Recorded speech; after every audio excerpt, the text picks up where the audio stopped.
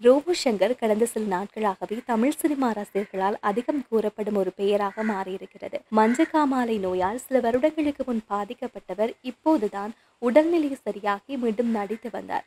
தொலைக்காட்சி நிகழ்ச்சி, படங்கள் என பிஸியாக இருந்த ரோபோ சங்கர் புதிய படத்தின் படப்பிடிப்பு தளத்தில் மயங்கி விழுந்துள்ளார். உடனே மருத்துவமனையில் அனுமதிக்கப்பட்டு சிகிச்சை பலனின்றி கடந்த செப்டம்பர் 18ஆம் தேதி காலமானார். அவரின் மறைவுக்கு பிரபலங்கள், ரசிகர்கள், அரசியல் தலைவர்கள் என தங்களது இரங்கல்களை தெரிவித்து வந்தனர். 46 இறக்கும் வயது கிடையாது என பலரும் மனம் வருந்தி வருகின்றனர்.